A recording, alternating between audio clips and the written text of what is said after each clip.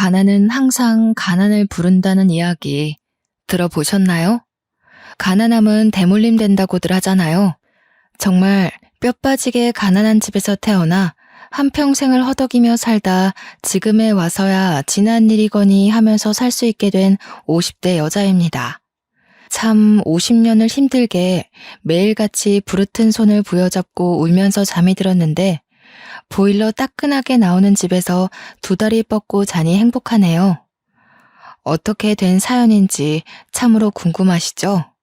지금부터 저의 처참하다면 처참한 혹은 반전이라면 반전이라 할 수 있는 지난 이야기를 털어놓아 보려고 합니다. 이렇게 속 시원히 제가 누군지 상세하게 밝히지 않고도 사연을 올릴 수 있는 곳이 있어서 행복합니다. 저는 어릴 때부터 무언가를 배부르게 먹어본 기억이 별로 없습니다. 정말 발육 상태가 또래에 비해 현저히 떨어질 정도로 작고 말랐었습니다. 다 제대로 먹지 못하여 생긴 어쩔 수 없는 현상이었죠. 팔며 전전긍긍하는 엄마와 직장을 1년 이상 다니지 못하고 늘 항상 홧김에 그만두었다는 아빠. 그런 부부 사이에서 태어난 작고 깡마른 저까지. 고작 새 식구 입에 풀칠하기가 그리 힘드냐 하실지 몰라도 참으로 힘들었습니다. 엄마는 보험 계약이 없는 달에는 월급을 단 한 푼도 받을 수 없었고 아빠는 그나마 벌어들인 몇십만 원을 항상 다른 데에 써버렸습니다. 아빠가 도박을 한다던가 술독에 빠져서 산다던가 그런 사람은 아니었지만 답답하게도 본인보다 훨씬 잘 사는 사람들에게 으스대고 싶어서 밥값을 낸다던가 혹은 굴러가지도 않을 것 같은 차를 사는 바람에 할부금을 갚는다던가 하는 헛된 부분에 돈을 사용하셨습니다. 덕분에 저는 엄마가 보험을 계약하고 와서 라면이라도 끓여주지 않으면 손가락만 내내 빨고 있어야 했죠. 그때만 해도 급식이라는 게 어디 있습니까? 도시락을 싸들고 학교를 다녀야 했는데 저는 항상 반찬도 없는 맨밥만 있었습니다. 반 아이들에게 한 입만 하고 반찬을 얻어먹어야 하는 신세였고 그나마도 맨밥조차 없는 날이 많았습니다. 수도가에서 물을 마시며 배를 채우는 것도 하루 이틀이지 시대가 이미 많이 변했음에도 불구하고 저를 위한 도움의 손길은 없었죠. 초등학교를 겨우겨우 졸업하고 나서 중학교에 입학했을 때 부모님은 저에게 학교를 꼭 다녀야겠냐 하셨습니다. 그때만 해도 학교를 다니려면 돈을 내야 했으니까요. 저는 이대로 학교를 다니지 못하게 되면 시간이 더 지났을 때 정말 아무것도 할 수 없는 무력한 사람이 될 것 같다는 기분에 학교만큼은 졸업하고 싶다고 했습니다. 다행히도 은사님을 일찍 만나게 되었고 제가 중학교를 졸업하는 내내 저의 도시락을 챙겨주셨습니다. 제가 공부를 꽤 잘했거든요. 문제집도 사다 주시고 저에게 대학을 꼭 갈 수 있길 바란다고 용기도 주셨죠. 고등학교에 진학할 때야말로 정말 큰 고비이긴 했습니다. 부모님은 하루라도 빨리 취직할 수 있는 상고에 진학하길 원하셨고 저는 인문계 학교에 들어가 대학을 졸업하고 싶다는 포부를 가지고 있었습니다. 하지만 집안의 사정상 제가 대학을 간다 해도 전액 장학금을 받지 못하면 학교조차 다닐 수 없는 상황이었습니다. 정말 10여 년의 세월이 흘렀음에도 저희 집은 늘 가난했고 늘 곰팡이에 찌들어 있어야만 했죠. 결국에 저는 대학을 포기하고 상고에 들어가게 되었습니다. 그래도 나름 상고에서 상위권 성적을 유지해서인지 고등학교 2학년이 끝나가는 시점에 은행 쪽 계약직 자리에 취업 요청이 왔고 저는 그 자리를 차지할 수 있었습니다. 물론 은행에서 일하는 내내 대학을 나온 직원들 사이에서 고등학교 졸업도 채 못한 제가 얼마나 길을 펴고 일을 할 수 있었겠습니까? 그럭저럭 시키는 일만 잘하고 눈치만 빠릿하게 챙기면서 잡일만 주구장창했습니다.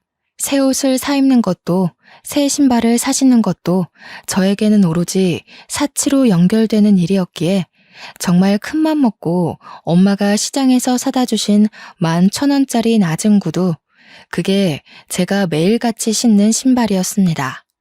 그리고 세탁소에서 가끔 맡겨두고 이사가서 분실물 취급이 되어버린 옷들을 저에게 주셨었거든요.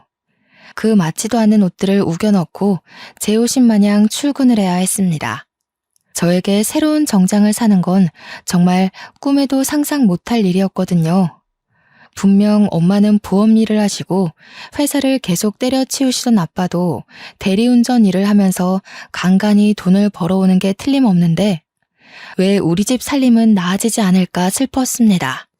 제가 19살에 고생해서 번 첫 월급을 어디다가 썼는지 궁금하시진 않나요?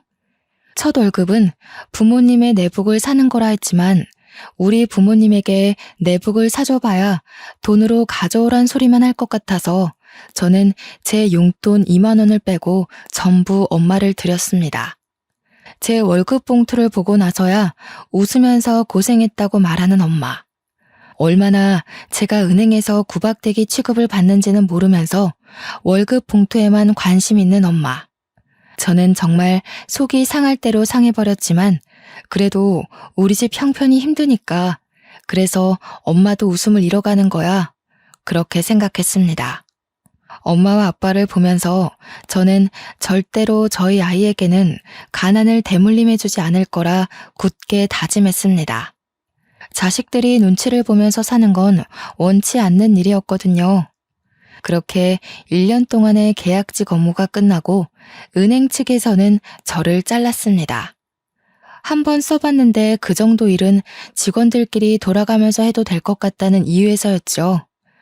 하루아침에 학생 신분으로 돌아오게 되었지만 곧 졸업을 앞두고 있었기에 저는 빠르게 취직을 해야만 했습니다. 당장 제 월급에 기대어 살고 있는 부모님을 생각하면 적게나마 돈을 벌어야 했거든요. 하지만 그러면서도 제 마음속에서 일렁이는 반항심은 내가 왜 돈을 벌어야 하는데? 하는 의문을 만들었습니다. 저는 졸업할 때까지만이라도 학생의 신분으로 친구들과 놀고 싶다는 생각을 했고 계약직 자리에서 잘린 것을 부모님께 이야기하지 않았어요. 당연히 월급 봉투를 들고 와야 하는 날 제가 빈손으로 터덜터덜 들어가니 집이 난리가 났습니다. 저는 그때 처음으로 부모님께 반항이라는 걸 해봤던 것 같습니다. 도대체 왜 내가 이 집안의 가장 노릇을 해야 하는 거냐고 소리를 막 질렀죠. 고작 19살인데 이제 겨우 20살일 뿐인데 대학도 못 가고 취직해서 돈이나 벌어야 하고 돈 벌어다가 내 옷 한 번 사지도 못하고 다 우리 가족 생활비로 나가지 않냐고요.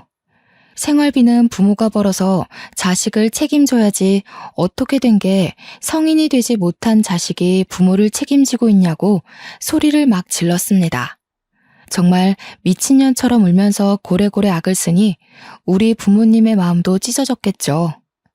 하지만 당장 공과금을 내지 못해 전기와 수도가 끊어지기 일보 직전이라 저는 3개월간 마지막 학창시절을 마무리하고 급하게 취업을 했습니다.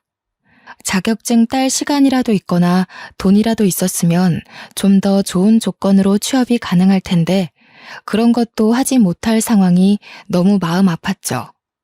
엄마의 보험은 한 달에 2-3개 계약이 될까 말까한 수준이고 앞 대리운전도 이 핑계 저 핑계 대면서 일을 나가지도 않고 저는 이 답답한 상황에서 하루빨리 탈출하는 것이 답이라고 생각했습니다.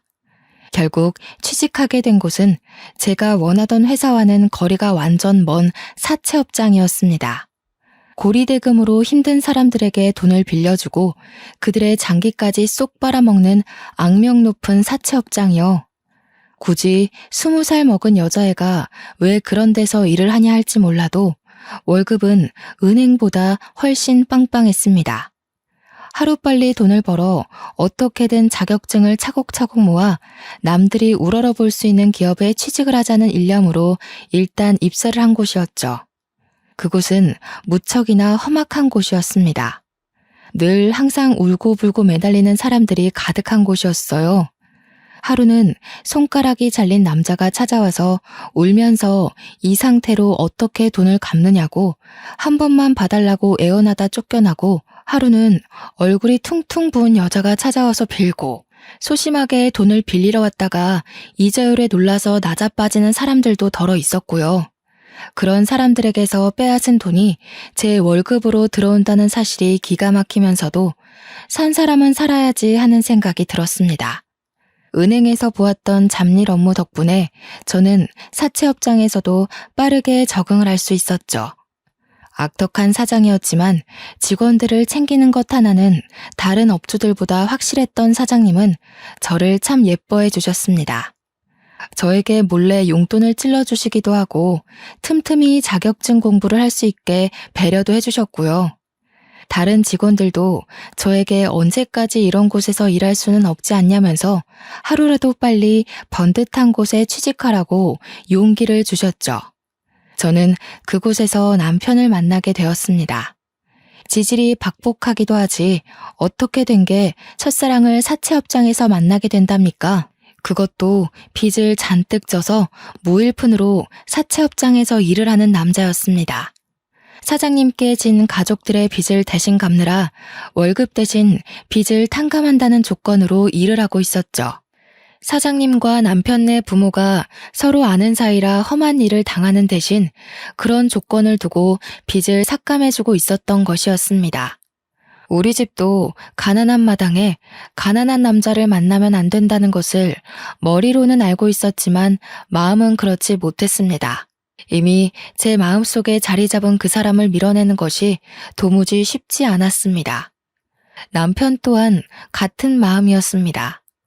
저를 눈에 마음에 담았지만 본인의 처지가 너무나도 처절해서 감히 저에게 미래를 약속하지 못하는 딱 그 정도의 위치. 저희는 서로의 마음을 확인했지만 가난이라는 절망의 거리를 좁히지 못하고 있었습니다. 그러다가 사고를 치게 되었습니다. 회식 자리에서 너른하게 취해버린 저희 둘이 하룻밤을 같이 보내게 되었고 그 하룻밤의 결실이 제 뱃속에 자리를 잡고 말았던 것이었죠. 이미 생겨버린 아이를 지우기엔 늦어버린 터라 저희는 결혼식도 올리지 못한 채 혼인신고만 하고 같이 살게 되었습니다. 늘 익숙한 지하 단칸방. 그곳이 저와 남편의 보금자리가 되었습니다. 친정이라고 발붙일 곳이 없었고 시댁이라고 저를 환영해 줄 수 없는 처지였죠. 우리 둘은 가정을 꾸린 부부였지만 서로의 부모를 책임져야 할 각자 가장이기도 했습니다. 가락지 하나 제대로 나누지 못할 정도의 가난함이 우리를 힘들게 했지만 그 와중에 시모가 저에게 가보라며 알이 큰 다이아 반지를 하나 주셨습니다. 본인이 사채 빚에 쫓기며 힘든 와중에도 대대손손 물려오는 반지라 팔 수가 없었다면서 눈물을 흘리셨습니다. 예물 하나 제대로 못 해줬는데 그래도 갑오로 내려오는 반지가 있어서 얼마나 다행이냐며 절대로 팔면 안 된다고 신신당부를 하셨습니다. 본인이 손가락 하나 잘려나간다 해도 절대로 팔 수 없는 물건이라고요. 그 반지는 참으로 영롱했습니다. 엄지 손톱만한 다이아가 달려있는 투박하지만 깊은 반지였습니다. 저는 이 알 하나에 억소리가 날 것이라는 데에 제 전 재산을 걸 수 있었습니다. 그러면서도 한편으로는 의아하기도 했습니다. 아무리 대대손손 물려 내려오는 갑오라고 할지라도 이 반지 하나를 팔면 살림이 엄청나게 좋아질 게 뻔한데 말이죠. 하지만 시모의 신신당부가 제 발목을 잡았습니다. 절대로 팔 생각하지 말고 나중에 며느리가 생기면 꼭 물려주라 했으니까요. 저는 그 반지를 갑오로 생각하며 살기로 했습니다. 아래에 기스라도 날까 싶어서 옷장 깊숙한 곳에 꼭꼭 숨겨두고 힘이 들 때마다 한 번씩 꺼내보면서 스스로를 위로하고 살았습니다. 결혼 생활이란 정말 녹록지 않았습니다. 대물림 되는 가난이 싫어 만사까지도 힘들게 일을 했고 육아휴직이라는 게 없었던 회사에 매달리기까지 했습니다. 정말 점만 떼고 올 테니 제발 제 자리를 남겨달라고 사정사정했죠.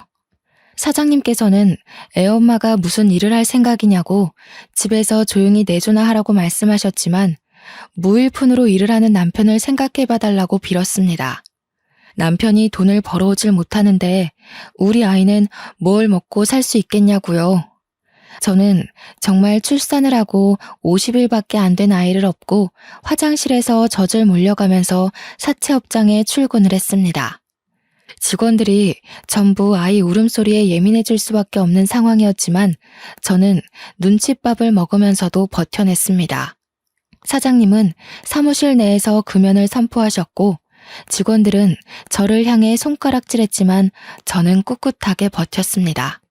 사장님께서는 결국 남편에게 소정의 월급을 주기 시작했습니다. 울고불고 매달리는 갓난아이, 그리고 제대로 먹지 못해 젖이 잘 돌지 않는 저를 보면서 배려를 해주신 겁니다. 직원들도 하나둘 적응하기 시작했습니다. 저와 남편은 둘이 합쳐 190만 원을 벌면서 친정과 시댁에 생활비를 대고 조금 남은 빚을 갚고 저희 수중에 남는 건 100만 원이 채 되지 않았습니다. 그걸로 지하 단칸방 월세를 내고 공과금이며 적금 10만 원을 들고 나면 반찬도 제대로 사 먹지 못할 지경이었죠. 고기 구경은 언제가 마지막이었는지 생각조차 나지 않을 정도였습니다. 오죽하면 사장님께서 회식 자리에서 꼬박꼬박 고기를 챙겨주시다 못해 집에 가져가라고 싸주시기까지 했어요. 남편에게는 동생이 2명이나 있었습니다. 남동생은 술독에 빠져 정신 못 차리고 사는 놈이었는데 술만 곱게 먹는 것이 아니라 꼭 사고를 치고 다녔습니다. 여동생은 은둔형 외톨이라 방에 틀어박혀서 내내 컴퓨터만 보고 앉아있다고 집 밖으로는 잘 안 나온다고 했습니다. 같은 배에서 나온 남매들임에도 불구하고 서로 너무 다른 모습이라 외동인 저는 조금 신기할 뿐이었습니다. 시댁에 가더라도 신우는 방에서 나오지 않아 볼 수가 없었고요. 도련님은 술을 마시러 나간 건지 늘 집에 없었습니다. 그렇게 시간이 더 흐르고 아이가 6개월쯤 되었을 무렵 사장님께서 저한테 슬며시 물어보시더라고요. 혹시 기초생활수급자 같은 거 신청은 해봤냐고요. 저는 생각도 못했던 제도라 점심시간에 주민센터에 가서 물어보니 월급이 적고 부양가족이 있고 이런 걸 막 이야기해 주시더라고요. 신청을 해보라 하시기에 신청을 했더니 일주일 뒤에 선정이 되었다고 연락이 오는 겁니다. 덕분에 친정 부모님도 신청을 하셨고 나라에서 일정 금액의 지원금을 받을 수 있게 되었어요. 처음으로 숨통이 트이는 기분이 들어서 사장님께 커피 한 잔 사드리며 감사 인사를 전했습니다. 사장님은 제게 참 은인 같은 분이셔요. 하면서 이야기하니 제가 참 안쓰럽다 했습니다. 더 좋은 남자 골라서 시집을 가지 왜 이런 불지옥에 들어왔느냐고 헛똑똑이라고요. 정부 지원금이 들어오니 아이 이유식 걱정이 조금 나아졌습니다. 아주 작은 양의 소고기도 넣고 이유식을 만들어줄 수 있었고요. 시댁에서 가지고 있던 빚들도 이리저리 알아보니 개인 파산 처리가 되면 빚을 갚지 않아도 되는 제도가 있더라고요. 제 나이 이제 겨우 24살이었지만 세상 모든 풍파를 다 겪은 사람처럼 속속들이 알게 되더라고요. 다른 친구들은 이제 막 대학을 졸업해서 취직을 준비하고 있을 텐데 저는 벌써 아이까지 있으니까요. 시댁은 개인 파산 처리도 완벽하게 되었고 남편은 더 이상 빚을 갚아도 되지 않게 되었습니다. 사장님은 바로 남편에게 여기 말고 돈을 더 많이 주는 일자리를 찾아가라며 일용직 노가다 일을 소개시켜 주었습니다. 매일같이 일을 하면 지금 사채업장에서 버는 돈의 1.5배를 더 벌 수 있다고 했습니다. 남편은 누구보다 열심히 몸으로 뛰어 일을 했고 월급이 늘어나니 생활이 더 넉넉해지기 시작했습니다. 저는 늘 옷을 기워 입고 구멍난 양말을 숨겨가며 신었는데 밑창이 다 닳아 비가 새는 신발을 신고 걸어 다녔고요. 우리 아이에게는 그런 가난함을 겪게 하고 싶지 않았습니다. 그래서 새 옷도 사주고 아이를 위한 지원을 아끼지 않았습니다. 적어도 이전처럼 배를 골아야 하는 일은 없었습니다. 그것만으로도 저는 세상을 다 가진 듯한 기분이 들었습니다. 하루하루가 행복해지기 시작했어요. 그런데 그 행복도 아주 잠시였습니다. 뼈 빠지게 일하면서 아이를 보살피고 돈을 차곡차곡 모아가는 시점에 도련님이 사고를 친 것입니다. 술을 진탕 마시고 싸움이 났는데 글쎄 상대방의 안면을 여러 번 가격해서 크게 다치게 만든 것입니다. 그래서 합의금으로 1,000만 원을 물어줘야 하는 상황이 생긴 거예요. 남편이 완전 사직이 된 얼굴로 저에게 모아둔 돈이 좀 있냐며 물어보는데 제 눈앞이 캄캄해지는 기분이었습니다. 그 돈을 왜 저희한테 이야기를 하는지 이해를 할 수가 없었거든요. 그날 저녁 시부모가 저를 찾아와서 죽는 소리를 내더군요. 우리가 개인 파산을 하는 바람에 그 어디에서도 돈을 빌릴 수가 없어. 사채업을 다시 사용하자니 그동안 힘들었던 게 기억이 나서 다짜고짜 돈을 빌릴 수도 없고 너네 모은 돈이 조금 있다는 이야기를 들었다. 그거라도 내주지 않겠니? 울면서 매달리는 시모에게 딱 잘라서 안 된다고 이야기를 할 수가 없었습니다. 시모는 저에게 계속해서 다이아 반지 이야기를 해댔거든요. 그 다이아 반지만 팔았어도 이런 일로 저에게 와서 하소연을 할 일이 없었을 거라고. 하지만 며느리에게 대대로 물려주는 반지이기 때문에 팔 수가 없으니까 자기가 아무것도 해줄 수 있는 게 없다면서 저에게 죄책감을 들게 했습니다. 결국에는 10만 원씩 모았던 적금을 깨고 남편과 한동안 허리띠를 졸라매기로 약속을 한 뒤 돈을 해주었습니다. 조금 부족한 돈은 어쩔 수 없이 사장님께 빌리고 말았죠. 사장님은 저에게 꼭 돈을 빌려서까지 갚아주어야 하는 거냐면서 그 집안은 한 번 그러면 2번, 3번 요구할 거라고 저를 걱정하셨습니다. 하지만 이미 가족이라는 끈으로 묶인 처지에 제가 어찌할 방법이 없었습니다. 어린 나이라 차마 그때는 연을 끊어내야 한다는 걸 상상도 못했던 거였죠. 다행인 건 저희 친정은 그럭저럭 정부의 도움을 받아서 먹고 살 만큼의 형편이 된다는 것이었습니다. 그렇게 사장님께 원금과 이자를 갚아가며 한동안 또 조용하게 지냈습니다. 아이는 무럭무럭 크고 점점 아이에게 들어가는 돈이 늘어나게 되었지만 저희 형편은 그대로였죠. 그래도 기초생활수급자라고 아이 육아 지원도 나오고 했기에 어떻게든 하루하루를 버틸 수 있게 되었습니다. 단 한 가지 아쉬운 건 제가 일을 하고 있었기에 아이와 함께 놀아주는 시간이 터무니없이 부족했다는 것이었죠. 그나마 정부의 지원으로 어린이집도 보낼 수 있어서 다행이긴 했지만 그래도 아이가 저와 너무 오래 떨어져 있으니 마음이 아팠습니다. 주말에 아이를 데리고 유원지라도 놀러 가고 싶은데 그게 모조리 다 돈이잖아요. 그 입장권 하나 사는 것도 손이 떨리는데 어찌 아이와 함께 놀러 다닐 수 있겠습니까? 우리 아이가 5살이 될 때까지도 저는 가난에 허덕이며 살았습니다. 유치원이라는 곳이 아이들을 위한 교육기관 같아도 실상은 엄마들끼리 친목을 다지게 되는 대화의 장이더군요. 저는 그때까지도 휴대폰은커녕 집 전화기도 없었기에 다른 엄마들과 연락을 할 수 없었죠. 그러다 보니 은근히 우리 아이만 왕따처럼 단체 생활에서 자꾸 빠지게 되는 거예요. 다들 유치원 일과가 끝나고 놀이터에 가서 놀거나 주말에 공원을 놀러 가기로 약속을 한다는데 저희는 그런 연락을 받지 못했으니까요. 아이들끼리도 친목을 다지고 엄마들끼리도 서로 친하게 지내고 하니 그 사이에 끼지 못한 저와 아들만 덩그러니 남겨졌죠. 오죽하면 유치원에서 스승의 날 선물을 할 때도 저와 저희 아이만 아무것도 준비하지 못했었습니다. 마음이 너무 불편하고 속상했지만 사람이 다 처지 따라가는 것 아니겠어요? 그러던 와중에 남편이 공사장에서 표자재에 깔리는 사고를 당해서 병원에 드러눕게 되었습니다. 다행히도 건설업체 측에서 보험 처리를 받게 되어 병원비 걱정도 없고 후유증이 남게 될까 미리 치료비도 넉넉히 주어서 다행이었죠. 그 돈으로 남편은 저에게 일단 빚부터 갚으라 하여 빚까지 모두 청산을 할 수 있었습니다. 하지만 남편의 몸은 나아질 생각이 없었고 결국 팔 한쪽에 힘이 제대로 들어가지 않게 되었죠. 그런 남편은 공사장에서 일을 하기 어려워졌습니다.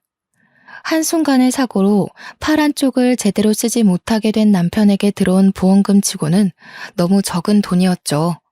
앞이 창창했던 우리 남편은 결국 힘쓰는 일이 아닌 공사장 관리직으로 들어가게 되었습니다. 받아오는 월급은 공사판에서 몸쓸 때보다야 적었지만 더 오래 일할 수 있고 시간이 지나면 연봉도 오른다 하더군요. 미래를 생각하면 훨씬 좋은 조건이라고 해서 저는 남편을 지지해주기로 했습니다.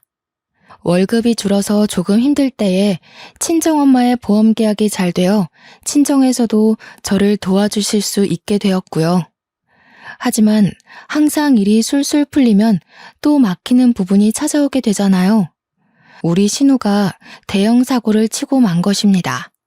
은둔형 외톨이가 방에서 게임만 하다가 글쎄 게임에 돈을 쏟아붓기 시작한 것입니다. 처음에는 10,000원, 20,000원 아이템을 사더니 그게 글쎄 100만 원이 되고 200만 원이 된 것이죠. 일이라고는 한 번도 해본 적 없는 신우가 무슨 돈이 있어서 게임에 현질을 했겠습니까? 전부 다 사채업자에게 빌린 돈이었던 것입니다. 빚이 눈덩이처럼 불어나자 그제서야 저한테 도와달라고 하는데 정말 10번도 못 본 신우가 뻔뻔하게 저에게 이야기를 하니 머리가 아프더군요. 시모가 저보고 그나마 사람답게 사는 애들이 저와 남편밖에 없지 않냐고 돈 좀 갚아달라 하면서 다이아 반지 이야기를 또 꺼내시더군요. 차라리 그 반지를 팔아서 애들 빚 갚아주고 우리도 나은 살림살이 꾸려가며 살 걸 그랬다고 그걸 대대손손 며느리에게 물려주라는 소리만 없었어도 지금보다 나았을 거라며 우시더군요. 이미 반지는 제 손에 있고 시모는 죽는 소리, 앓는 소리만 하고 나이 20대 중반에 갚은 빚만 얼마인지 머리가 지끈거렸습니다. 저한테 도와달라고 뻔뻔스럽게 이야기하는 신우에게 저도 화가 나서 한 소리하고 말았죠. 신우, 우리 얼굴 마주보고 대화한 게 10번도 안 되는 거 알아요? 제가 시집 온 지 몇 년이 지났는지는 알고요?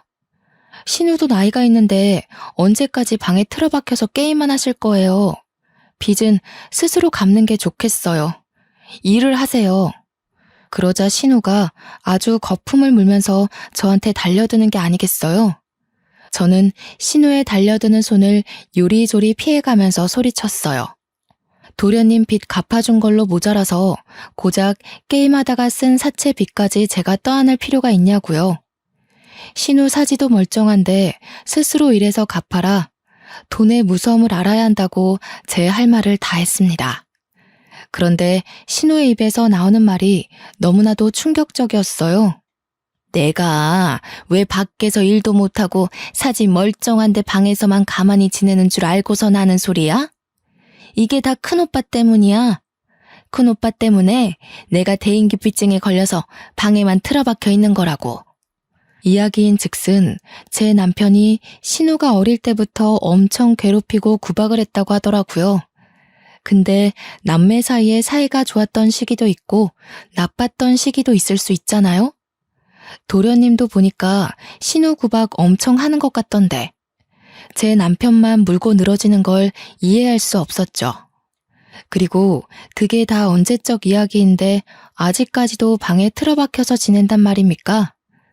제 표정이 점점 굳어가고 제가 이해를 못하겠다는 한숨을 쉬자 신우는 속에 숨겨두었던 이야기를 했어요. 알고 보니 신우가 중학교를 다니던 시절에 반에서 좀 잘 나가는 일진 친구가 제 남편을 짝사랑하고 있었다는 거예요. 그래서 신우한테 너네 오빠랑 잘 될 수 있게 도와달라고 했는데 제 남편이 날라리는 싫다고 대놓고 거절을 해버린 거죠. 그것도 용기 내서 고백한 일진 앞에서 날라리는 싫다고 했으니 주위 애들 사이에서도 좀 소문나고 놀림거리가 된 거죠. 그래서 그 일진이 그때부터 신우를 왕따시키면서 괴롭히기 시작한 거예요. 근데 그 왕따시킨 행동들이 대인기피증이 올 만큼 심각했던 거죠. 신우가 화장실 가면 물을 뿌리고 책상을 복도 밖으로 던져놓고 교과서를 찍고 때리는 건 기본이었더라고요. 신우가 울면서 저한테 이야기를 하는데 저도 눈물이 핑 돌 것 같았어요. 결국 그 사실이 남편에게까지 들어갔고 늘 대인기피증에 걸려 방 안에만 있었던 신우가 마음에 걸렸던 남편은 저를 설득하기 시작했습니다. 그래도 우리 살림이 점점 나아지고 있으니 신우를 한 번만 도와주자고요. 저는 반대했죠. 우리 아이가 이제 초등학교에 들어가면 돈 드는 게 한두 푼이 아닐 텐데 언제까지 시댁 식구들 도와주며 살 거냐고요. 당신 월급도 줄었고 나도 언제까지 이 업장에서 버틸 수 있을지 모른다고. 우리 아이 친구들이 엄마가 사채업장 다닌다고 놀리면 어떡할 거냐고 했어요. 하지만 남편은 끝까지 저를 설득했고 시모의 다이아 반지 타령에 마음이 기울어가는 건 어쩔 수 없었습니다. 제 얼굴이 근심이 가득하자 사장님께서 저에게 무슨 고민이 있는지 물어보셨습니다. 결국 소주 한 잔에 모든 걸 털어놓게 되었죠. 도련님이 사고 쳐서 돈 빌려간 것도 모자라 신우까지 사고를 쳐서 갚아주게 생겼다고요. 시댁에서는 다이아 반지 타령하면서 저에게 자꾸 짐을 지우는데 이 반지 확 그냥 팔고 싶다고 했더니 사장님이 저한테 그 반지 좀 보여줄 수 있겠네요. 왜 그러시냐 하니까 그거 담보로 이자 없이 돈을 빌려주시겠다는 거예요. 사장님께서 자기 못 믿냐면서 멀쩡하게 보관하고 있다가 원금 갚으면 그대로 돌려주겠다고 했습니다. 날마다 전화와서 저에게 한 번만 더 대출을 받아달라고 말하는 시댁 식구에게도 지쳤고 저는 냉큼 알겠다고 했어요. 벌써 8년째 알고 지내는 가족 같은 사장님인데 저에게 사기를 치진 않겠지 하고 생각한 거죠. 그래서 다음날 반지를 가져가 사장님께 3천만 원을 빌려달라고 했습니다. 그런데 사장님이 동네 금은방 사장님과 같이 오신 거예요. 그 반지가 진짜인지 아닌지 확인해봐야겠다고 하셨거든요. 저는 솔직히 좀 찜찜하긴 했지만 사장님께서 확인하셔야겠다고 하니까 그러려니 했죠. 근데 금은방 사장님께서 저한테 이게 진짜 다이아라고? 하시면서 사기당했네 하시고 껄껄 웃으시는 겁니다. 사기라뇨. 대대손손 며느리들에게 물려주는 다이아 반지라고 하셨는데요. 아이고 아가씨 순진하네. 다이아가 이렇게 유리알 같은 색을 내기가 쉬운 줄 아나. 그리고 이 정도 크기면 억 단위나 나가야 하는데 이런 알 구하기 쉽지 않어. 이거 가짜야. 저는 뒤통수를 세게 얻어맞은 듯한 느낌이 들었습니다. 10만 원도 안 하는 큐빅을 가지고 진짜 다이아라고 사기를 쳤다니. 제가 얼마나 억울하겠어요. 그깟 큐빅으로 저에게 뜯어낸 돈이 얼만데 눈물이 줄줄 흘러나오더라고요. 오죽하면 사장님께서 원래대로 반지 맡기고 원금만 갚는 걸로 하자며 3천만 원을 이체해 주셨습니다. 저는 죄송해서 그 돈을 받아서 시댁에 보내야 한다는 생각도 못하고 있었죠. 그날 저녁에서야 남편이 돈은 빌렸냐고 물어보기에 정신이 번뜩 들었습니다. 그리고 남편에게 물어보았죠. 당신도 이 반지가 가짜인 거 알고 있었어? 고작 10만 원짜리 큐빅으로 대대손손 물려오는 반지라며. 나한테 어머님이 사기친 거 알고 있었냐고. 그러자 남편이 입을 꾹 다물더군요. 그 뜻이 무엇이겠어요? 긍정의 의미라고 해석해도 문제가 없었죠. 저는 남편을 주먹으로 마구 때리면서 도대체 왜 속인 거냐고 물어보았습니다. 남편은 그저 시모가 있어 보이고 싶어서 그런 거짓말을 한 것 같다고 했습니다. 없는 살림에 무시당하기는 싫고 며느리에게 의스대고 싶은 마음에 그런 것 같다고요. 저는 다음날 결국 시댁을 찾아가 시모에게 반지 이야기를 했습니다. 말하면서도 속았다는 게 너무 분하고 쪽팔리기까지 해서 눈물을 줄줄 흘려대며 소리를 막 쳤어요. 이거 다 가짜라면서요. 그 반지 다이아가 아니라 큐빅이라고 하더라고요. 그걸 속인 것도 모자라서 계속 다이아 운운하며 저한테서 돈을 뜯어가신 거예요? 아니, 또 그걸 진짜인지 가짜인지 확인해봤단 말이야? 너 그거 팔려고 알아본 거지? 내가 절대로 팔면 안 되는 거라고 했는데 어쩜 그런 행동을. 그깟 큐빅 가지고 신우이랑 도련님 빚 갚아달라고 당당하게 요구하시고 생활비까지 받아가신 거예요. 저는 더 이상 이 집구석에 돈 못 들여요. 그러니까 앞으로는 알아서 사세요. 저를 붙잡으러 달려나오는 시모를 뿌리치고 집으로 돌아왔습니다. 이미 신우빚을 갚아주기 위해 빌린 돈을 마지막으로 시댁에는 절대로 지원하지 않기로 남편과 약속을 했습니다. 남편이 신우에게 마음의 짐을 가지고 있었기에 빌려주는 것이라고 신우에게도 신신당부를 했어요. 다음에도 또 이런 일이 생긴다면 그때는 신우가 알아서 일해서 갚으라고 했죠. 신우는 끝까지 다 오빠 때문에 생긴 일이라며 남편을 탓했지만 저는 그냥 넘어가지 않았습니다. 신우, 이게 마지막 기회라고 생각해요. 집구석에서 얌전히 숨만 내쉬며 살던가 아니면 일을 해서 돈을 벌어 쓰세요. 시모도 저에게 끝까지 진짜인 줄 알고 살았으면 평생 행복한 마음을 가지며 살 수 있지 않았겠냐며 오히려 제 탓을 했어요. 정성이 중요한 거 아니냐 변명을 해대길래 저는 시모에게 그런 거짓말에 속아 돈을 여태 몇 천만 원을 해드린 건지 알고는 있냐고 대답했고요. 그 돈 저에게 돌려주시고 갚을 생각 아니면 앞으로 반지 이야기하지 마시라 했습니다. 남편이 공사장 내근직으로 일을 해도 여기서 빚 갚고 저기 빚 갚고 너무나도 힘들었습니다. 아무리 원금만 갚는다 하더라도 3천만 원이라는 돈을 어느 세월에 갚아야 하나 정말 힘들었어요. 그러던 와중에 사장님께서 저에게 전라남도에 있는 시골에 좋은 자리가 있는데 이사를 갈 생각이 있냐고 물어보셨습니다. 어느 자리인가 하니 비슷한 사채업장인데 여기와 달리 번듯하게 간판도 달고 하는 업체라면서 직원 월급도 2배나 더 준다고 하더라고요. 거기다가 숙식도 해결할 수 있게 작은 마당이 딸린 사택까지 빌려주신다 했다는 게 아니겠어요? 그래서 저는 당장이라도 가고 싶은 마음이 들었습니다. 이런 척박한 반지하에서 곰팡이 냄새 맡으며 사는 것보다 시골에 내려가서 햇빛 보고 살고 싶었거든요. 초등학교에 입학할 아이에게도 훨씬 좋은 조건이라 생각이 들었고요. 저는 남편에게 퇴근하자마자 달려가 이야기를 했습니다. 그래서 사장님이 그런 자리가 났는데 갈 생각이 있냐고 하셨어. 월급도 글쎄 2배나 되고 집도 빌려준대. 당신도 그쪽에서 할 일 찾으면 자리 하나 없겠어? 나이도 이제 먹을 만큼 먹었잖아.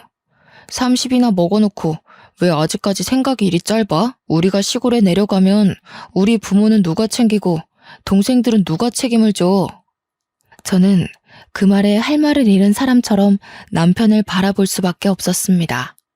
당장 우리 애기부터 책임을 져도 모자랄 판에 지 가족들이 우선이라고 하니 정말 정남이가 뚝뚝 떨어지더군요. 여기서 사는 것보다 훨씬 여유 있고 행복할 것이 틀림없다고 다 내려놓고 내려가서 행복하게 우리끼리 살자고 했지만 남편은 시부모 타령을 하며 거절했어요. 그렇게 냉전이 이어지고 있는 와중에 도련님이 다시 한번 사고를 치고 말았습니다. 도련님이 시부모의 탈탈거리는 차를 끌고 음주운전을 하다가 사람을 치고 말았던 겁니다. 거기다가 현장에서 도망을 가려다가 시민들의 도움으로 잡혔어요. 그러면서 저에게 합의금을 마련해야 하는데 대출을 좀 받아달라고 하는 게 아니겠어요? 그러면서 시부가 이왕 대출 받는 거 한 2천만 원 더 받아서 차도 좀 바꿔달라고 하는 겁니다. 저는 할 말이 없어서 남편만 보고 있는데 남편이 차를 바꿀 때가 되긴 했지 하는 거예요. 저도 모르게 제 마음속 깊이 숨겨두었던 본심이 나오고 말았습니다. 이혼하자.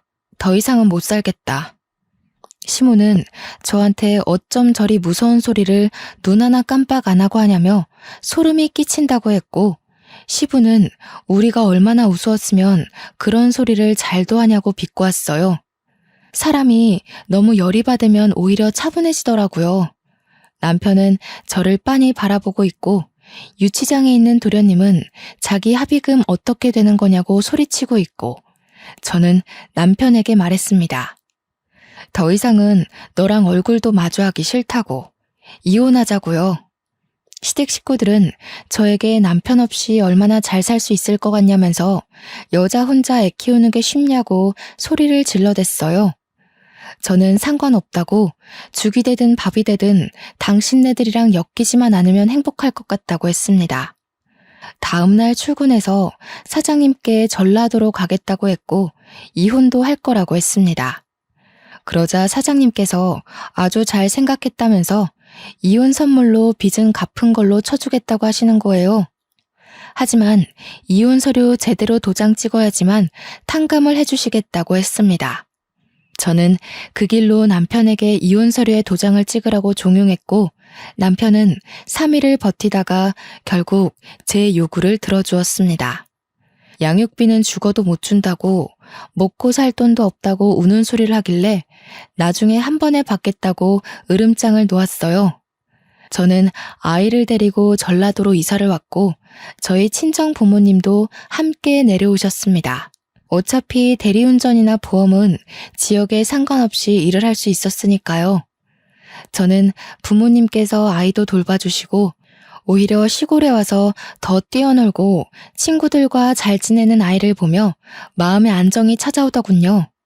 월급도 기본보다 훨씬 올라서 살림은 당연히 더욱 넉넉해졌고요. 그렇게 아이의 나이가 중학생이었던 무렵쯤 제가 꿈을 꾸게 되었습니다. 그날은 제 39번째 생일이었던 날이었어요. 꿈에 돼지가 떡하니 제품에 안겨서 꿀꿀거리는 꿈이었습니다. 원래 돼지 꿈을 꾸면 복권을 사는 거라고 하잖아요. 그래서 속는 셈 치고 평소에는 사지도 않는 복권을 2장 샀습니다. 그런데 글쎄 동전으로 은박을 박박 긁었는데 무려 5억짜리 복권 2장이 당첨된 겁니다.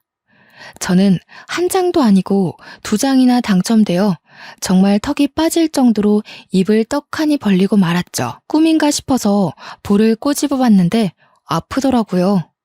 한참을 가족들과 진짜야 가짜야 진짜야 가짜야 확인을 하고 서울로 몰래 올라와 복권을 바꾸었습니다. 세금 떼고 나니까 7억 가까이 되는 돈이 들어오더군요. 갑자기 돈이 생기니 뭐부터 해야 할지 모르겠는 거예요. 그래서 부모님이 가진 빚을 갚아드리고 아이를 위해 교육비를 묶어놓고 우리 가족이 살 집을 얻었습니다. 그리고 남은 몇 천으로 주식이 돈이 된다길래 주식에 투자를 했어요. 근데 제 가슴이 콩할 만한지라 오르자마자 빼게 되더라고요. 그때까진 그게 단타라 먹고 빼는 거라는 걸 몰랐죠. 수익이 꽤 나고 돈이 막 불어나게 되니까 정말 가만히 있어도 웃음이 나더라고요. 그 돈으로 지금까지 잘 먹고 잘 살고 있습니다. 물론 일도 계속하고 있고 전라도에 완전히 자리를 잡아서 아이 교육도 빵빵하게 시켜주고 친정 부모님 모시고 큰 집에서 행복하게 지내고 있어요. 나이 50이 되고 나니 쇠약해진 부모님 걱정이 되긴 하지만 공기 좋은 곳에서 살며 틈틈이 작은 주말 농장도 짓고 지내고 있습니다. 전남편네는 결국 전남편까지 개인 파산하고 통장조차 쓰지 못한 채 지내고 있다고 들었습니다. 저도 정말 평생 먹고 살 만큼 넉넉한 건 아니지만 우리 아이 하나만큼은 잘 키울 수 있을 정도로 넉넉합니다. 오늘은 우리 아들이 군 생활을 마치고 돌아오는 날입니다. 공부하느라 군대도 늦게 가게 되었는데 얼마나 듬직해졌을지 궁금하네요. 여러분, 행복은 가지고 있다고 찾아오는 게 아니더라고요. 어느 부분 포기하고 나니까 더 큰 행복이 찾아왔습니다. 여러분에게도 정말 좋은 행운이 그리고 큰 행복이 찾아오길 바라겠습니다.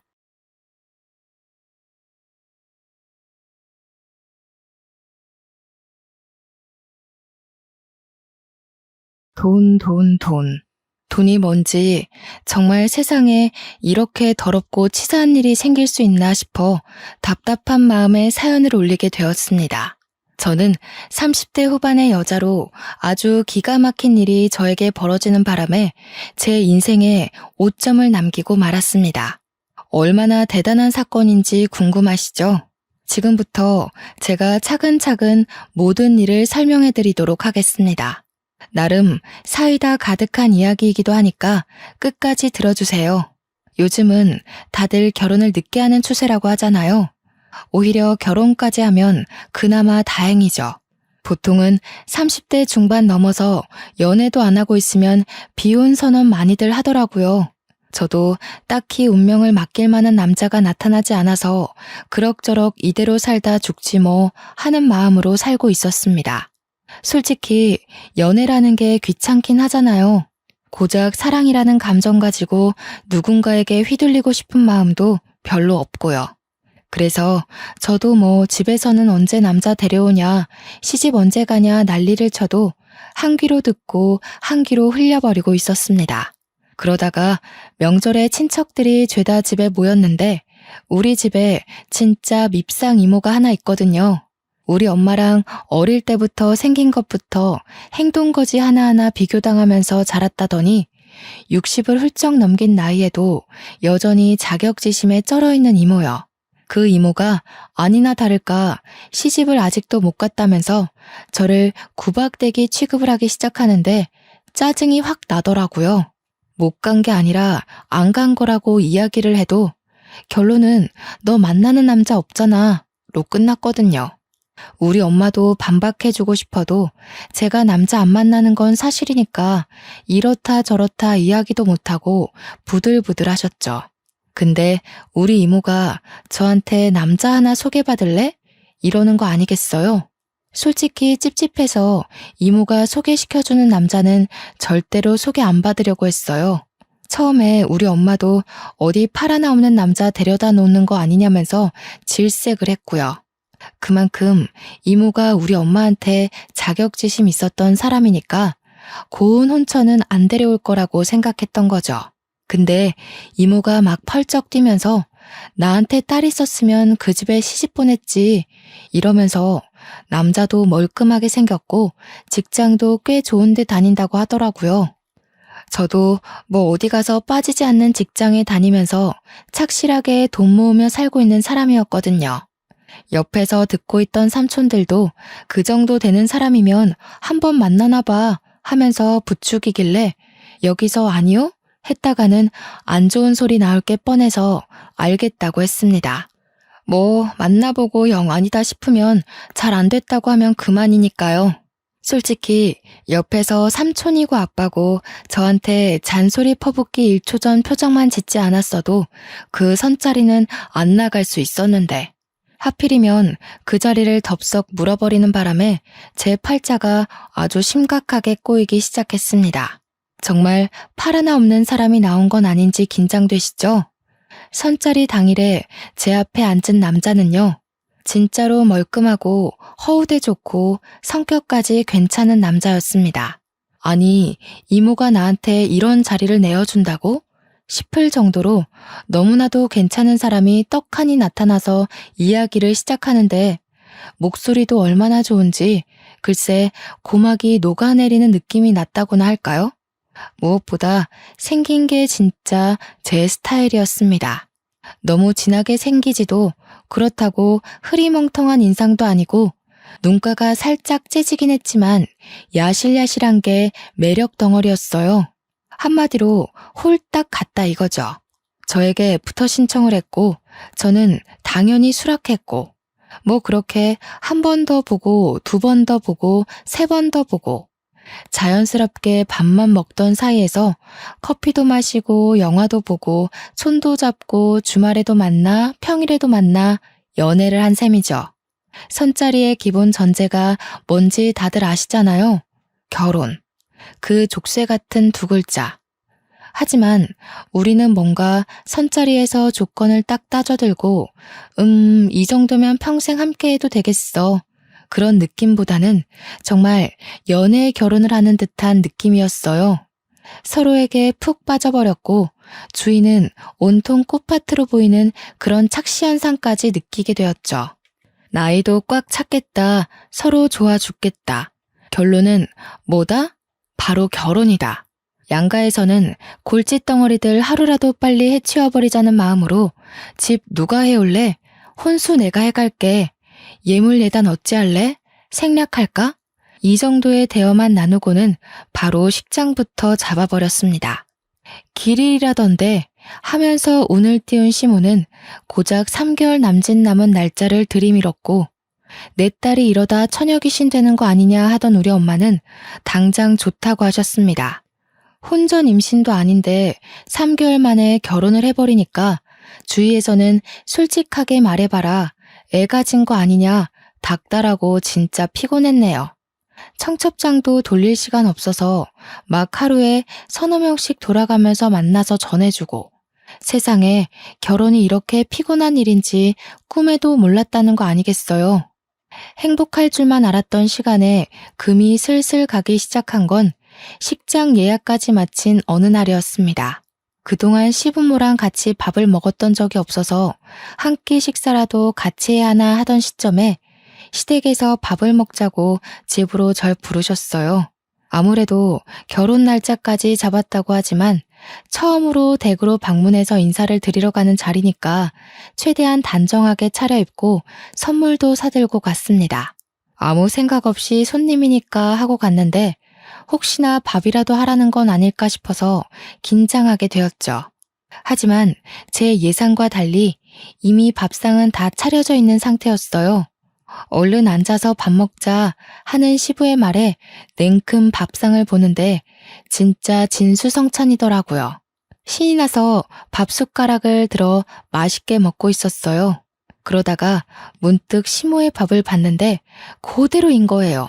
한 수저도 들지 않고 계시길래 슬쩍 뭘 하시나 봤는데 내내 반찬이 비어가면 주방에 가서 반찬 더 내어놓고 물 떨어지면 물 떠다 드려 국그릇 바닥 보이면 국 채워드려 내내 수발을 들고 있더라고요. 시모가 시부와 남편에게요. 그 와중에 생선살까지 곱게 발라서 시부 숟가락 남편 숟가락 위에 착착 올려주시고요. 제가 밥 먹다가 그 광경을 보고 갑자기 숨이 턱 막히는데 이게 과연 정상적인 밥상의 모습인가 싶은 거예요. 결혼하면 혹시 내가 남편 생선살 일일이 발라줘야 하는 건가 고민에 빠져 있는데 속도 모르는 우리 남편은 나한테 밥 얼른 먹으라고 생선살 바르는 시모는 아무 말도 안 하고 있길래 그냥 좋아서 하시는 일인가 보다 하고 넘어갔습니다. 물론 제 속은 무척이나 시끄러웠죠. 지금이라도 늦지 않았다. 도망가야 된다. 아니다. 시모가 오버하는 거다. 일부러 시집살이 시키려고 저러는 거 아닌가? 아니다. 그러면 나한테 하라고 시켰겠지. 속에서 기다 아니다 여러 자아들이 싸우기 시작하는데 밥이 코로 넘어가는지 입으로 넘어가는지 모르겠더라고요. 결국에는 신나게 먹다가 입맛 떨어져서 숟가락을 일찌감치 놨습니다. 남편이야 뭐 생선살은 시모가 발라주긴 했는데 알아서 잘 집어먹더라고요. 그래서 저한테까지 생선살 발라라 하고 시키진 않을 것 같다는 걸로 제 생각들은 마무리가 되었죠. 밥을 다 먹고 나서 배가 불러서 꼼짝없이 앉아있는데 시부가 저한테 쓱 묻더라고요. 과일 깎을래? 설거지 할래?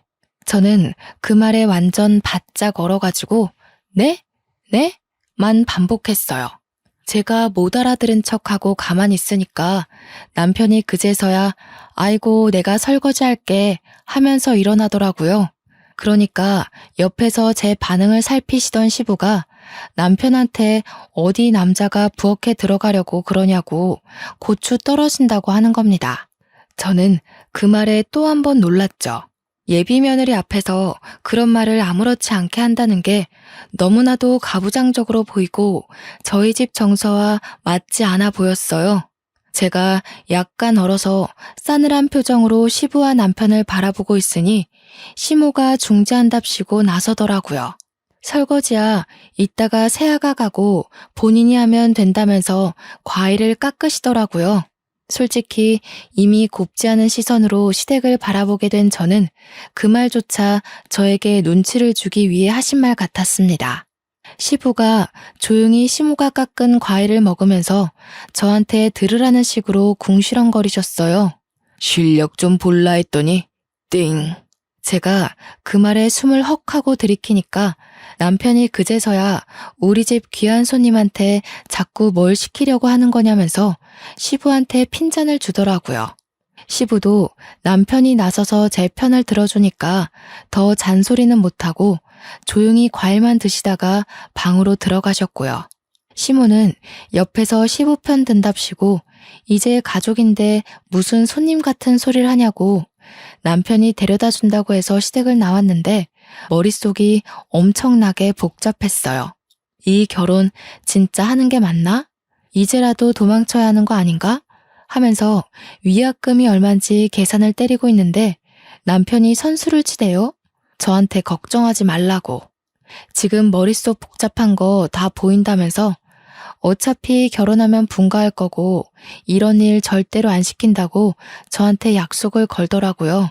제 속을 다 들킨 것 같아서 부끄럽기도 했지만 남편이 나서서 약속까지 걸어주니까 믿어보기로 했습니다. 그때는 이런 거짓말이 전부 진심으로 느껴지는 콩깍지에 씌어 있었거든요. 아무튼 결혼식이 코앞으로 다가온 시점 제가 준비해간 혼수들이 신혼집에 채워졌어요. 아무래도 결혼식이 얼마 안 남았으니 미리 같이 살아도 되겠다 싶긴 했거든요. 저 같은 경우는 신혼집에서 회사를 출근하는 게 시간이 훨씬 절약돼서 미리 들어가 있기로 했어요. 신혼집도 시댁에서 해주셨는데 시부가 상견례 자리에서 떡하니 말씀하시더라고요. 원래 집은 남자가 해가는 게 예로부터 정석이었다고요. 집은 해줄 테니 혼수나 꽉꽉 채우라고 하시기에 혼수도 새 걸로 싹 다 준비했죠. 물론 큰돈 나가긴 했지만 우리 집에 가구들이 싹 채워진 걸 보니까 마음이 벅차오르대요. 저는 결혼 전까지 자취조차 해본 적이 없었거든요. 제가 신혼집에 먼저 들어간다고 하니 엄마가 참 서운해하셨지만 그것도 잠시 이모가 들이닥쳐서 결혼하는데 자기는 뭐 안 해주냐고 땡깡을 쓰더라고요. 어떻게 제가 친정집에 오는 날 딱 맞춰서 가방 하나 사달라고 찾아왔는지 명품백 하나 골라놨다고 쿨하게 계산해달라고 하는데 엄마랑 아빠가 노처녀 시집까지 보내는데 안 그래도 고마워서 뭐 하나 해주고 싶었다면서 선물해 주더라고요. 무려 400만 원짜리 가방을 떡하니. 이모는 신이 나서 결혼하고 잘 살으라고 덕담까지 뿌리고 가셨습니다. 그렇게 30년을 훌쩍 넘게 살면서 알게 된 친구들을 전부 초대해서 결혼식을 올렸어요. 내내 서 있느라 인사 다니느라 다리가 퉁퉁 부었지만 그래도 든든한 반려자가 생긴다고 하니까 기분은 좋더라고요. 메이크업도 얼마나 잘 됐는지 신이 났죠. 친구들이랑 사진도 엄청나게 찍었고요. 신혼여행도 행복했어요, 정말. 창창한 우리 앞날을 그리며 서로에게 충실하기로 약속을 걸고 한국으로 돌아와 시댁에 인사를 드리러 갔습니다. 저희 시모가 평생을 전업주부로 사셨던 분이거든요. 집에서 시부와 남편 뒷바라지한 걸 평생 업적이라 생각하면서 뿌듯한 마음을 가지고 살고 계신 분이셨어요. 그런데 그걸 저한테까지 요구하실 거라는 생각은 전혀 하지 못했습니다. 밥을 먹고 있는데 저한테 회사는 언제 그만둘 거냐고 물어보시는 거예요. 저는 회사를 그만둘 마음이 전혀 없었으니까 사직서 낼 생각 없다고 대꾸를 했죠. 그러니까 자고로 여자가 집안을 지켜야 기둥이 단단해지는 거라면서 집에서 내조나 하라는 거 아니겠어요? 저 월급 꽤 많이 버는 능력 있는 직장인이거든요.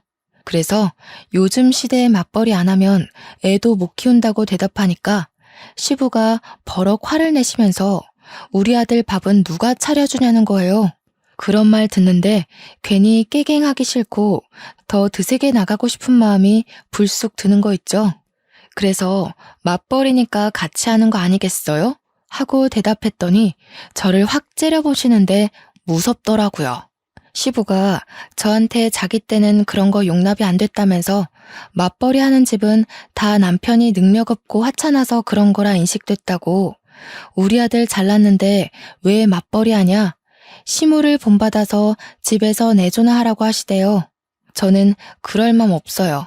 하고 더 이상 대꾸 안 하고 밥이나 먹었습니다. 그 뒤로도 얼마나 일 그만두고 집안일이나 하라고 잔소리를 해대시는지 오죽하면 남편한테 물어봤죠. 내가 진짜 그만두면 너 내가 벌어온 목까지 벌어올 수 있겠냐고요. 남편이 그냥 무시하래요. 맞벌이 하는 게 요즘 사상에 맞는 거 아니겠냐고. 물론 저도 그 생각에 동의했고요. 중간에 남편이 시댁에 뭐라 한마디 했는지 더 이상 저에게 내조하라는 이야기는 안 했지만 한 6개월 지나니까 남편이 바뀌더라고요. 처음 신혼 때는 청소며 분리수거며 빨래며 잘만 도와주던 남편이 점차 시간이 지나니까 집안일에서 손을 놓는 거예요. 설거지 안 하는 건 기본이고 먹은 그릇도 물에 담가놔야 때가 잘 벗겨지잖아요. 그것조차 안 하더라고요. 양말도 맨날 뒤집어서 벗어두질 않나. 세탁실에 세탁 바구니가 있는데 거기에 넣어두는 게 귀찮아서 근처에 쓱 던져놓고, 지가 쓴 수건도 잘 말려서 가져다 놓으면 얼마나 좋아요. 눅눅하게 물냄새 나는 수건 아무데나 휙휙 던져놓고 이야기하는데 짜증이 막 솟구치네요. 거기다가 제가 간식을 좋아해서 과자를 많이 사다 놓는 편이거든요. 가끔 당 떨어질 때 한두 개씩 집어먹으면 그만큼 스트레스 풀리는 일도 없잖아요. 근데 남편 놈이 이거 먹어도 돼? 하는 소리도 없이 제가 사둔 간식을 죄다 뜯어 먹어놨더라고요. 그런 걸로 엄청나게 부딪히기 시작했어요. 남편은 저한테 살 때 여러 개 사두면 되잖아 하고, 저는 여러 개 사뒀는데도 네가 다 처먹었잖아 하고요. 투닥투닥 하다 보니까 서로 기분 나쁜 티만 내고 말도 안 하게 되고, 제가 집안일 가지고 뭐라고 하니까 자긴 평생 그런 거 안 해봤다고 바깥일만 했다고 하는데, 저는 뭐 돈 안 버나요? 저도 맞벌이 하면서 가게에 보탬이 되려고 열심히 일하는데 지는 뭐가 잘났다고 손 하나 까딱 안 하는지. 그런 걸로 싸우다 보니까 정말 신혼인데도 불구하고 정이 뚝뚝 떨어지는 게 이제 와서 후회가 되더라고요. 신중하게 결혼을 했어야 했는데 내 팔자를 내가 꼰 게 틀림없다는 생각이 들고, 직장 동료들이랑 이야기를 해도 여자가 참아야지 뭐 하는 소리만 들리니까 답답하더라고요. 서로 대화하는 시간이 줄어드니까 자연스럽게 얼굴 마주보는 시간도 줄어들고 감정의 골만 점차 깊어졌어요.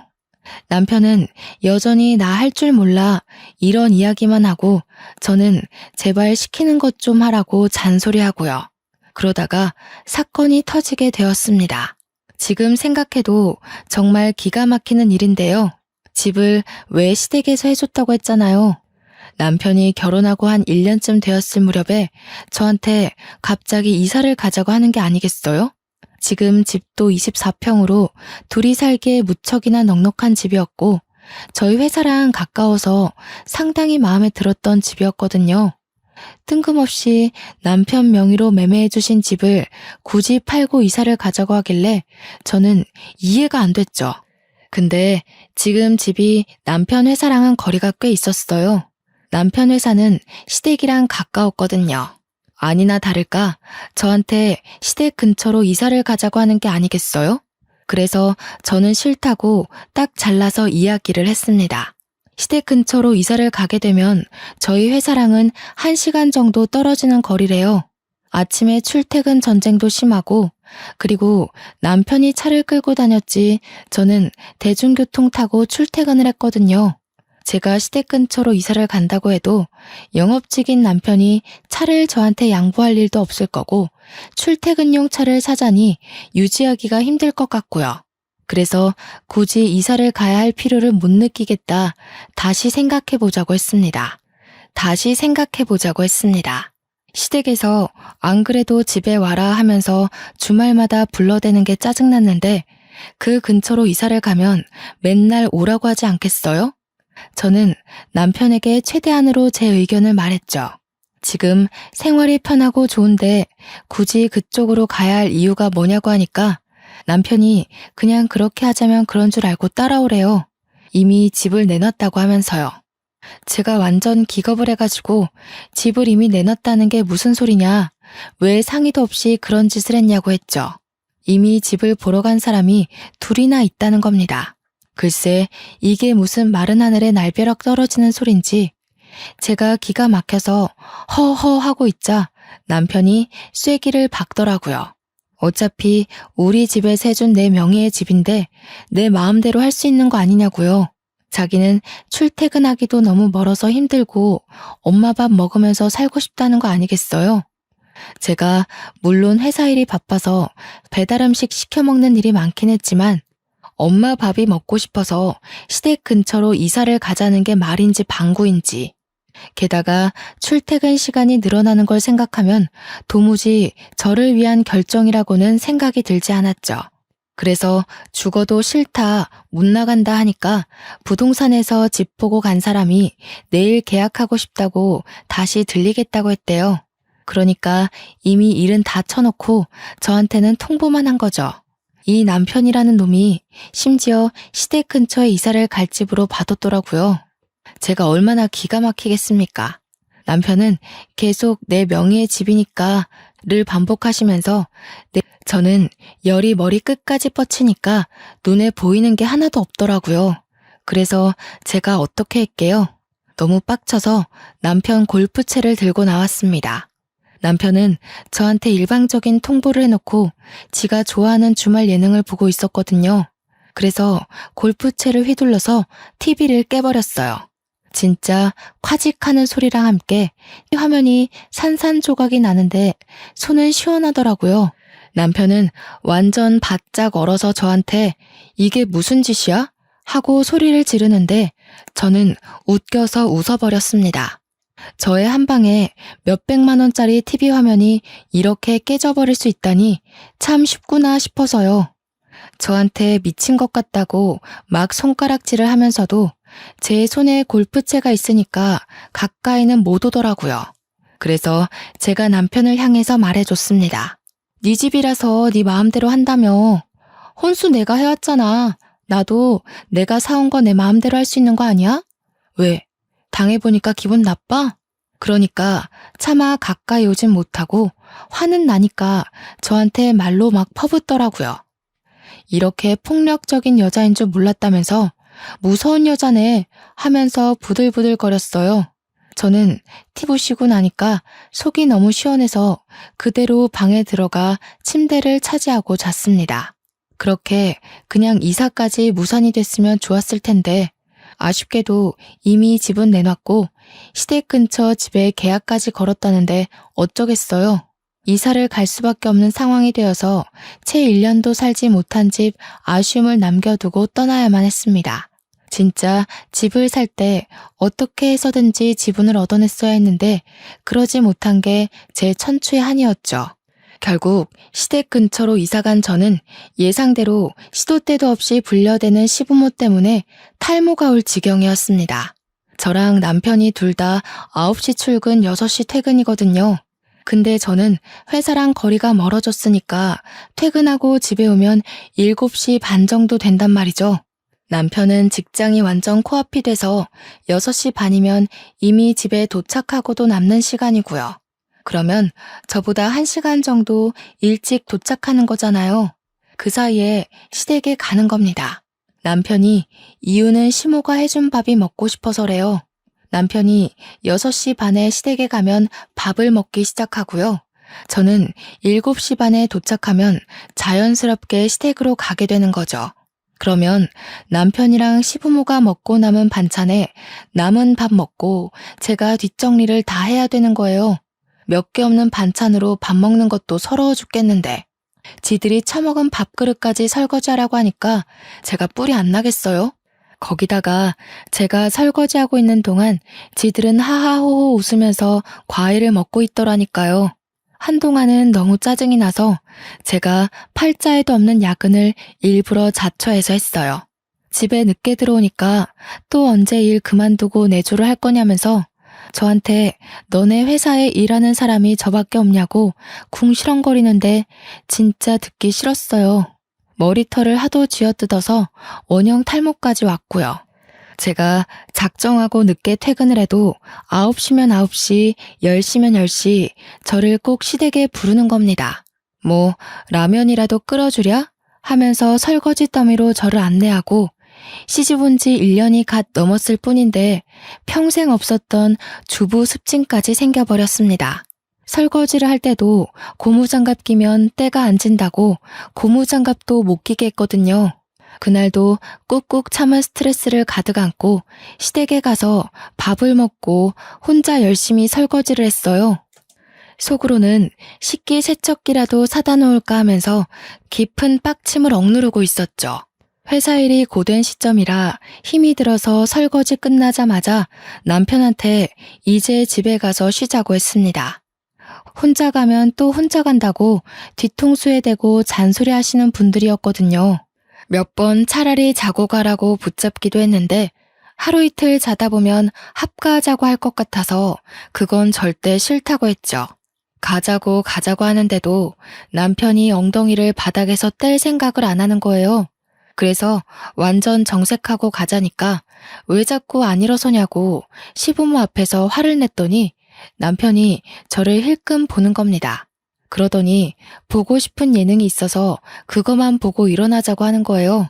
시부모도 슬슬 저의 인내심이 바닥을 드러냈다는 생각을 했는지 남편한테 얼른 집에 가봐라 하면서 제 눈치를 살짝 보셨어요. 늘 식은 반찬에 설거지하고 앉아있으니 내심 눈치가 보이긴 하셨겠죠. 근데 시부모도 챈 눈치를 남편 놈은 하나도 못 챈 건지 이거만 하고 하면서 계속 앉아있는 거예요. 시모가 오죽하면 너네 집 가서 보라니까 하고 소리를 쳤어요. 그러니까 남편이 저를 쓱 보면서 비웃음 걸린 얼굴로 이야기를 하는 겁니다. 마치 고자질을 하는 사람처럼요. 우리 집에 TV 없어요. 마누라가 부셔버렸거든. 저는 진짜 남편이 미친놈인 줄 알았죠. 언젠가 시부모한테 고자질 하겠구나 하고 생각은 했는데 이런 타이밍에 이야기할 줄 몰랐습니다. 시모는 뭔가 걸렸구나 싶었는지 저를 보면서 그게 무슨 소리냐고 떠보더라고요. 그러니까 남편이 신이 나서 떠벌떠벌하는데 진짜 최근 들어 이렇게 신나게 이야기하는 걸 본 적이 있나 싶을 정도였습니다. 제가 여기로 이사 가자고 했더니 싫다면서 TV 보셨잖아. 이러는데 너무 많은 게 생략되어 있었죠. 그 말에 시부가 열이 받았는지 저한테 삿대질을 하면서 막 소리를 쳤습니다. 어디 옆에 내가 남편 기를 죽이려고 그런 무시무시한 짓을 저질러? 여자가 남자한테 그게 무슨 버릇이야? 성질머리가 그래서 어디 쓰겠어? 저는 어이가 진짜 가출하는 느낌을 받았습니다. 저도 인내심의 한계가 왔고 스트레스도 최고치로 올랐겠다. 이판사판의 마음으로 들이박았죠. 자기가 해온 집이라고 자기 명의인데 왜 마음대로 이사도 못 가냐고 하더라고요. 그래서 저도 제가 해온 혼수 제 마음대로 한 건데요. 안 그래도 매일 시댁에 와서 밥 먹으니까 저희 집 식탁도 쓸모없는 것 같아서 부셔버리라고요.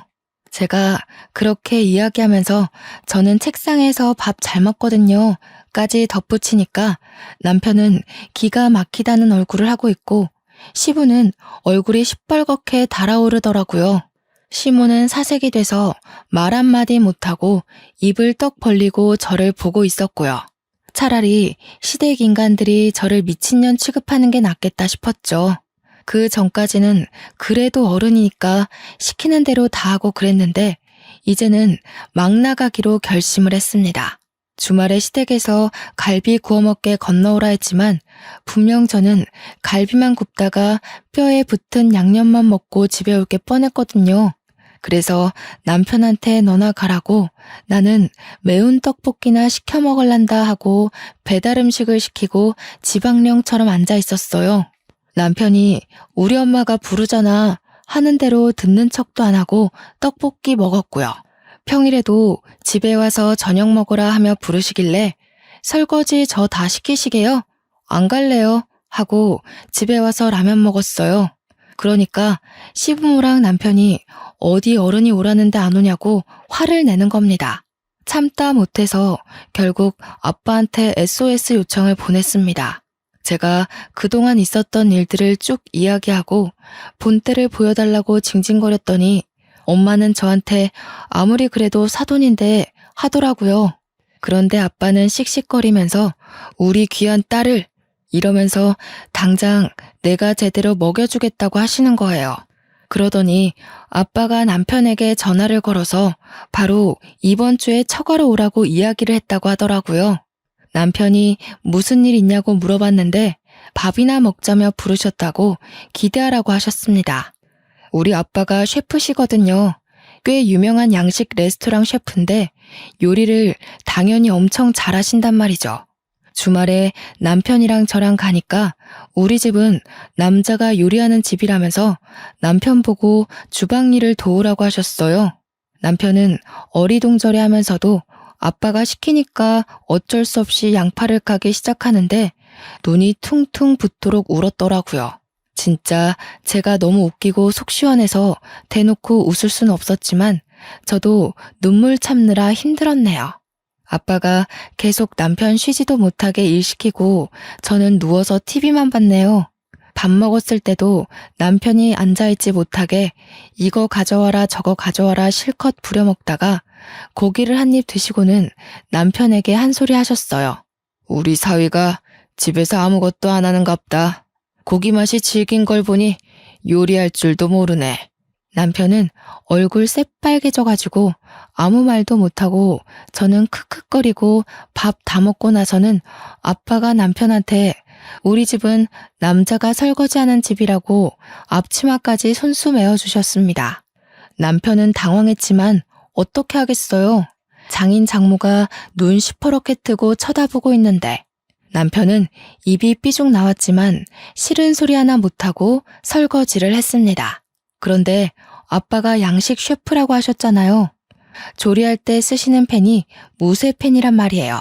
그게 진짜 보통 무게가 아니거든요. 근데 일부러 무쇠팬으로만 조리를 하신 건지 남편이 설거지하는데 진짜 낑낑거리면서 하더라고요. 소스 바짝 졸였지 버터 범벅이지. 남편이 아무것도 모르고 철수세미 들고 박박 문질러 닦는데 아빠가 등 짝짝 때리면서 그걸로 닦으면 어떻게 하냐고 혼내셨어요.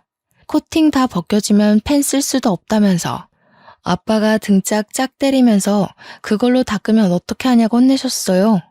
코팅 다 벗겨지면 펜 쓸 수도 없다면서 이 펜 50만 원이 넘는 건데 망가져서 어떻게 할 거냐고 막 혼내셨죠. 결국 남편 용돈으로 아빠한테 무쇠펜 새거 하나 사드렸어요. 그 뒤로도 토요일에 시댁에서 부르면 일요일은 친정에서 부르는 식으로 제가 당한 만큼 복수를 해주시겠다고 했습니다.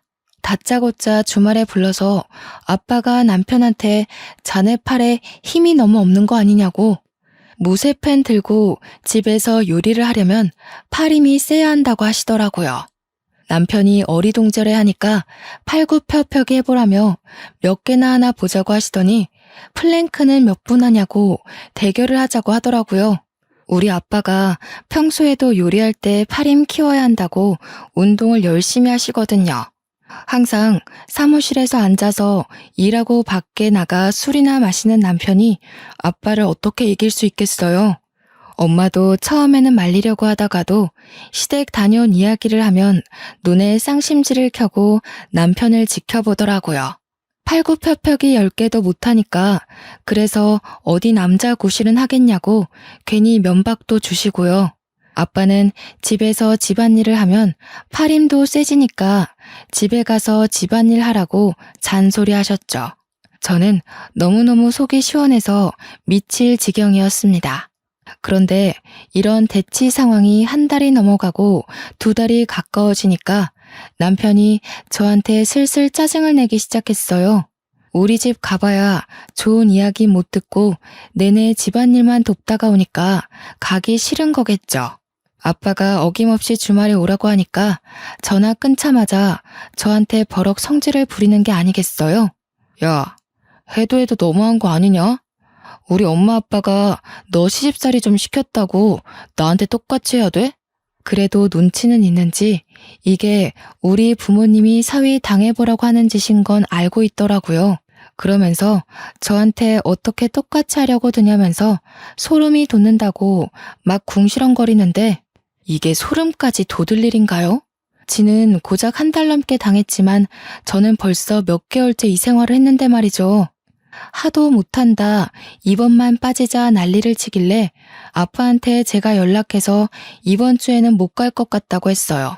그래서 친정은 못 가고 미리 약속했던 시댁만 가기로 했죠.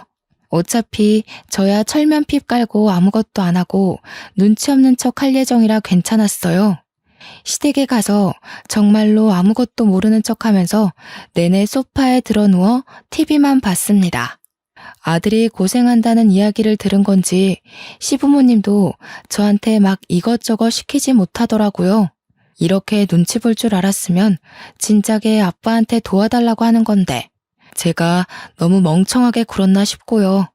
설거지가 막 쌓여 있는데 저한테 하란 소리는 못하고 제 눈치 보면서 어떻게 시킬까 고민하는 시모를 보고 저는 얄밉게 커피 사러 간다고 하고 밖으로 나왔습니다. 제가 현관문을 나서니까 시모도 시부도 어이없어 하는 얼굴로 저를 바라봤지만 제가 왜 여기서 설거지를 하고 있어야 하나요? 막말로 저도 며느리지 여기 일하러 온 가정부가 아니잖아요. 신이 나서 커피를 사러 갔죠. 그래도 제 것만 사오기는 좀 눈치 보여서 시부모 거랑 남편 거랑 다 사들고 현관문을 열고 들어왔는데 약간 소란스럽더라고요. 시모가 신경질적인 목소리로 남편한테 막 뭐라고 하고 있는데 제가 집에 온 걸 모르는 눈치였어요. 그래서 조용히 들어가서 귓동냥을 했죠. 그래서 그걸 다 날렸어? 아이고 이 화상아 어쩌면 좋냐? 뭐를 날렸다는 건지 약간 느낌이 쎄하게 오는 거예요. 느낌상 딱 봐도 돈을 잃은 분위기인데 남편이나 저나 벌어오는 돈 다 오픈하고 적금 생활비 공용돈으로 쓰고 개인 돈은 용돈 딱 50만 원으로 생활하거든요. 근데 남편 주머니 사정 뻔히 알고 있는데 무슨 돈을 날렸다는 거지 싶어서 제가 뜬금없이 물어봤죠. 뭐를 날렸다는 거예요? 그러자 제가 온 줄 몰랐는지 시부모도 남편도 귀신이라도 본 얼굴로 저를 쳐다보더라고요. 저는 아무것도 모르니까 남편 옆구리 팍팍 찌르면서 뭔데 나도 알려줘 하고 있었어요. 남편이 아무것도 아니라면서 은근슬쩍 얼버무리려 하길래 승질이 나서 큰 소리로 뭘 날렸는데 하고 소리를 쳤어요. 그러자 시부가 저한테 버럭 화를 내는 겁니다. 야, 또 어디서 큰 소리냐? 화통 삶아 먹었냐 하면서 화를 내시니까 더 수상한 거 있죠. 딱 봐도 시댁 식구들끼리 나한테 뭘 숨기고 있어서 이런 날선 반응을 하는구나. 그래서 남편한테 완전 정색하고 지금 바로 말하라고 너 나한테 뭐 숨기고 있냐 했어요. 분위기가 가라앉고 제가 강경하게 말하라고 하니까 시모가 우물쭈물하면서 아유 얘 주식했대 하는 거 아니겠어요? 주식? 난생 처음 듣는 소리였습니다. 게다가 무슨 돈이 있어서 저 몰래 주식을 하겠어요. 근데 제가 곰곰이 생각하느라 무표정으로 가만히 있자 시부가 괜히 찔렸는데 막 주절주절 하더라고요. 남자가 살면서 실패도 해보고 그러는 거지. 주식으로 2억 날렸으면 얼마 안 잃은 거다. 저는 제 귀가 진심으로 잘못된 건 줄 알았습니다. 2억? 2억이나 주식을 했다고요? 하니 그제서야 모든 걸 실토하기 시작하는데 원래 살던 집을 팔고 시댁 근처로 이사를 온 거였잖아요. 그 시세 차익이 딱 2억이었대요. 그래서 주위 이야기를 듣고 홀라당 2억을 주식에 쏟아부었는데 그 주식이 상장 폐지가 된 겁니다. 2억을 공중분해시킨 거죠, 남편이. 그 이야기를 듣고 제가 얼마나 열이 받았겠어요? 바로 남편한테 화를 냈습니다. 아니, 그걸 어떻게 나한테 한마디 상의도 없이 그럴 수가 있어? 야, 나한테 말이라도 하고 있어야지. 어디 남편한테 야야거리냐. 이래서 바깥일하는 여자들은 드세서 안 돼. 시끄러우니까 너네 집으로 가라. 당장 나가. 저와 남편은 그 길로 집으로 돌아와 2차전을 시작했습니다. 제가 요목조목 따지고 드니까 지도 할 말이 없을 거 아니에요. 그러니 또 그 이야기를 꺼내는 겁니다. 우리 집에서 해준 집이고 내가 팔아서 시세 차익 난 건데 그럼 내 돈 아니냐? 내가 내 돈 가지고 주식했다 이런 거고 넌 애초에 그 돈 있는 것도 몰랐잖아. 그냥 아직까지 모르는 걸로 해. 야, 부부가 됐는데 공동재산이지 그게 어떻게 다 네 거야? 그리고 주식으로 날려먹어? 애초에 오늘 엿듣지만 않았어도 몰랐을 거 아냐. 네가 들어놓고 왜 나한테 따지고 그래? 저는 그 말에 너무너무 화가 났습니다. 그래서 TV를 부셨던 남편 골프채를 창고에서 들고 왔어요. 제가 골프채를 들고 오니 남편이 흠칫 놀라더라고요. 부부 재산 앞에서 네 거 내 거 따지기 시작했으니까 저도 본때를 보여줘야겠다 싶어서 접시부터 시작해서 냉장고, 에어컨, 모조리 다 박살을 내버렸습니다. 골프채가 휘어지긴 했지만 어차피 제 것도 아닌데 무슨 상관이겠어요. 거기다가 우리 집 침대랑 소파가 가죽이거든요. 주방에서 가위를 가지고 나와서 푹푹 찢어버리기 시작했습니다. 안에 내장재 솜이 다 튀어나오고서야 멈췄더니 남편이 미친 거 아니냐면서 저한테 이혼하자고 하더라고요. 그래, 나도 더러워서 너랑 더 이상은 못 살겠다. 이혼하자. 어차피 혼수야 제가 다 찢어버렸고 집이야 지 집이라고 하는데 저는 몸만 나가면 되지 않겠습니까? 친정 부모님한테 연락을 했고 달려오셨죠. 집 꼬라지를 보더니 아빠가 남편 짓이냐고 물어보길래 아니라고 제가 다 한 거라고 하니까 박수를 치시더라고요. 누구 닮았는지 아주 잘했다고 속 시원하겠다고요. 당연한 수순으로 저는 친정에 갔고 별거 상태에 돌입했습니다. 이혼은 합의 이혼으로 진행됐지만 변호사를 찾아가서 재산 분할에 대해 물어보니 제가 1년 6개월 살면서 재산 기여도가 인정되기 때문에 집값의 30%를 받을 수 있다는 거예요. 그래서 변호사 선임해서 재산 분할 소송에 들어갔죠.